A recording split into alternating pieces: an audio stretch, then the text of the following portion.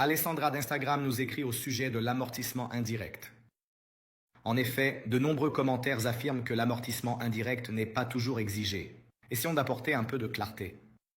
Existe-t-il réellement des situations dans lesquelles la banque ne demande pas l'amortissement? La réponse est oui, il existe des exceptions. Tout d'abord, si vous avez apporté beaucoup plus de capital en avance que ce qui vous a été demandé. Lorsque vous achetez une maison, vous devez verser 20%, mais si vous arrivez déjà avec un capital plus élevé, par exemple 35%, alors dans ce cas, l'amortissement n'est plus exigé. Un autre cas pourrait être lorsque vous parvenez effectivement à acheter à un prix très intéressant, bien en dessous du marché. Mais en règle générale, lors d'une phase initiale, l'amortissement est tout de même exigé.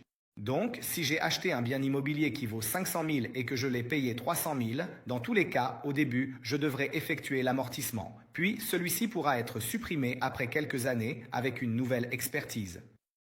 Je parle d'expérience. Je viens d'acheter 2 biens immobiliers en dessous de la valeur du marché. L'amortissement m'a tout de même été demandé. Mais il est clair que si je reviens dans quelques années avec une nouvelle expertise en demandant de supprimer l'amortissement, cela pourra certainement être fait. Mais ce sont des cas exceptionnels, très rares.